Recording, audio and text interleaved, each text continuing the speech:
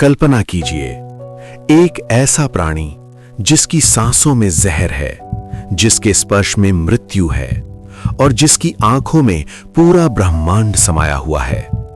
और फिर कल्पना कीजिए कि उसी प्राणी को स्वयं महादेव ने अपने गले में धारण किया है। क्यों? क्योंकि वो कोई साधारण सर्प नहीं था, वो था वासुकी, नागों का राजा। वो सर्प जिसने एक दिन अपना पूरा शरीर रस्सी बना दिया ताकि देवता और असुर मिलकर सृष्टि को बचा सकें। वो राजा जिसने असहनीय पीड़ा सहकर भी कभी शिकायत नहीं की। और वो भक्त जिसके बारे में स्वयं भगवान कृष्ण ने गीता में कहा, सर्पों में मैं वासुकी हूं। लेकिन दोस्तों, वासुकी की कहानी सिर्फ समुद्र मंथन तक सीमित नहीं है। उसकी कहानी में है एक ऐसी तपस्या जिसने शिव को भी प्रसन्न कर दिया, एक ऐसा श्राप जिसने पूरी नाग जाति को विनाश के कगार पर ला दिया, और एक ऐसा त्याग जिसे तीनों लोकों ने हमेशा याद रखा। तो सवाल यह है, क्या वासुकी सिर्फ एक सर्प थे या एक दर्शन, एक जीवन सत्य? आज की इस यात्रा में आप जानेंगे वासुकी की वो कहानियां जो ग्रंथों में दबकर रह गईं, वो सच्चाइयां जो आपकी अपनी जिंदगी से भी जुड़ी हुई हैं। तो बने रहिए हमारे साथ, क्योंकि ये सिर्फ एक कहानी नहीं, ये उस राजा की गाथा है जिसने खुद को मिटाकर दुनिया को बचाया। वासुकी का जन्म। बहुत आदर और श्रद्धा के साथ इस कथा की शुरुआत होती है। वासुकी थे महर्षि कश्यप और उनकी पत्नी कद्रू के पुत्र। कद्रू को सर्पों की माता कहा जाता है। उनके गर्भ से जन्मे हजारों नाग, शेषनाग, वासुकी, तक्षक, करकोटक और अनेक अन्य। लेकिन इन सब में वासुकी अलग थे। आपने शेषनाग का नाम जरूर सुना होगा। वो शेषनाग जिनके फनों पर पूरी पृथ्वी टिकी है, जो भगवान विष्णु की शैया बने हुए हैं। शेषनाग सबसे बड़े थे, लेकिन वासुकी थे नागलोक के राजा। अगर शेषनाग धैर्य और स्थिरता के प्रतीक हैं, तो वासुकी है त्याग और भक्ति के प्रतीक। शेषनाग विष्णु की सेवा में है और वासुकी स्वयं शिव के गले में। दोनों महान, लेकिन दोनों की यात्राएं अलग। नागराज वासुकी। ग्रंथों में वर्णन मिलता है, वासुकी के मस्तक पर एक दिव्य नागमणि थी। उसकी चमक इतनी तेज थी कि अंधेरे में भी पूरा नागलोक प्रकाशित हो उठता था। उन्हें 9 फनों वाला नाग भी कहा जाता है। उनकी आंखों में एक अजीब सा सम्मोहन था। जो भी उनकी आंखों में देखता, उसे अपनी हलतियां खुद याद आ जाती थीं, क्योंकि वासुकी सिर्फ राजा नहीं थे, वो न्याय के राजा थे। ना वो कमजोर पर अत्याचार करते थे, ना शक्तिशाली से डरते थे, लेकिन उनकी सबसे बड़ी पहचान थी उनकी भक्ति। वासुकी की तपस्या। कहानी की असली शुरुआत होती है वासुकी की तपस्या से। बहुत समय पहले, जब नागलोक नया नया बसा था, तब युवा वासुकी ने पहली बार सुना महादेव शिव के बारे में। उस योगी के बारे में जो शमशान में रहते हैं, जो भस्म लगाते हैं, जो मृत्यु से भी नहीं डरते। और वासुकी के मन में एक इच्छा जागी, मैं इन्हीं की सेवा करूंगा। और फिर वासुकी ने शुरू की तपस्या। कठोर, बहुत कठोर। वो हिमालय की एक गुफा में बैठ गए, ध्यान में। तूफान आए, बर्फ गिरी, जंगलों में आग लगी, उनके शरीर पर दीमक चढ़ गई, लेकिन वासुकी नहीं हिले। बस एक ही नाम, शिव शिव शिव।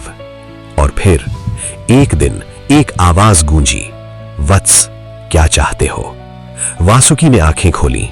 सामने स्वयं भगवान शिव खड़े थे। वासुकी बोले, प्रभु, मुझे कुछ नहीं चाहिए, बस इतना वरदान दीजिए कि मैं हमेशा आपके पास रह सकूं।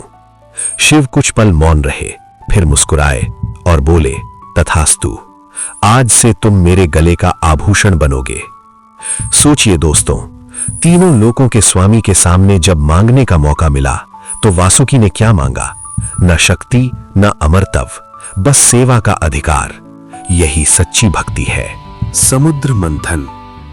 अब आते हैं उस घटना पर जिसने वासुकी को अमर बना दिया। त्रेता युग में देवता और असुर लगातार युद्ध करते रहते थे। एक बार ऋषि दुर्वासा के श्राप से देवताओं की शक्ति समाप्त हो गई। इंद्र का स्वर्ग भी उनसे छिन गया। तब देवता भगवान विष्णु के पास पहुंचे। विष्णु ने कहा, क्षीर सागर का मंथन करो, उससे अमृत निकलेगा। लेकिन समस्या थी, मंथन कैसे होगा? मंदराचल पर्वत बना मथानी, लेकिन रस्सी कौन बनेगा? तब देवता और असुर नागलोक पहुंचे। वासुकी के सामने हाथ जोड़कर बोले, नागराज, हमें आपकी सहायता चाहिए। वासुकी जानते थे इसका अर्थ क्या है। उनका शरीर टूटेगा, घाव होंगे, जहर निकलेगा। फिर भी उन्होंने कहा, मैं तैयार हूं। और फिर शुरू हुआ समुद्र मंथन। देवता एक ओर, असुर दूसरी ओर। बीच में मंदराचल पर्वत और रस्सी बने हुए थे वासुकी। हर खिंचाव के साथ उनका शरीर फट रहा था, लेकिन वो चुप थे। फिर अचानक समुद्र से निकला कुछ ऐसा जिसने सबको डरा दिया। हलाहल विष, इतना भयानक जहर कि पूरी सृष्टि नष्ट हो सकती थी। तब शिव आगे आए। उन्होंने उस विष को अपनी हथेली में लिया और पी लिया। वो जहर उनके कंठ में रुक गया और उनका कंठ नीला हो गया। तभी से वो कहलाए नीलकंठ। और उस समय वासुकी भी शिव के गले में थे। उन्होंने भी उस विष की जलन महसूस की और कसकर शिव को थाम लिया, जैसे कह रही हूं, प्रभु मैं यहां हूं। नागों का श्राप। लेकिन वासुकी की सबसे बड़ी परीक्षा अभी बाकी थी। उनकी मां कद्रू ने एक दिन क्रोध में अपने ही पुत्रों को श्राप दे दिया। श्राप था, एक दिन पूरी नाग जाति अग्नि में जल जाएगी। और वही हुआ। महाभारत के बाद राजा जन्मेजय ने शुरू किया सर्प यज्ञ। हर मंत्र के साथ एक नाग का नाम लिया जाता और वो नाग कहीं से भी खिंचकर सीधे अग्नि में गिर जाता। नागलोक में हाहाकार मच गया और वासुकी बस देख रहे थे। जो राजा कभी नहीं रोया, आज रो रहा था। तब एक बालक आया, आस्तिक। उसने अपने ज्ञान से राजा जन्मेजय को रोक दिया और सर्प यज्ञ समाप्त हुआ। नाग जाति बच गई। वासुकी की महिमा, वासुकी की महानता का सबसे बड़ा प्रमाण मिलता है भगवद गीता में, जब भगवान कृष्ण कहते हैं, सर्पों में मैं वासुकी हूं। इससे बड़ा सम्मान क्या हो सकता है? आज भी हर साल नाग पंचमी के दिन नागों की पूजा होती है और हर शिवलिंग पर जो नाग लिपटा होता है वो वासुकी का ही प्रतीक है। वो आज भी अपने भगवान की सेवा में है। समापन। तो दोस्तों, ये थी नागराज वासुकी की गाथा। वो नाग जिसने तपस्या से शिव को पाया, वो राजा जिसने खुद को रस्सी बना दिया ताकि अमृत निकल सके, वो भक्त जिसने हलाहल के दर्द में भी अपने भगवान का साथ नहीं छोड़ा। क्योंकि सच्चा राजा वो नहीं जो सिंहासन पर बैठता है, सच्चा राजा वो है जो अपनी प्रजा के लिए खड़ा रहता है। और सच्चा प्रेम वो नहीं जो सुख में साथ हो, सच्चा प्रेम वो है जो दर्द में भी साथ ना छोड़े। अगर इस कहानी ने आपके मन को छुआ हो तो वीडियो को लाइक जरूर करें, कमेंट में लिखें जय नागराज वासुकी और बताइए आपको वासुकी की कौन सी बात सबसे ज्यादा प्रेरित करती है।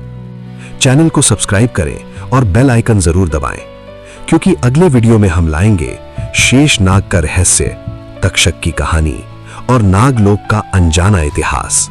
तब तक के लिए जय महादेव, जय नागराज वासुकी।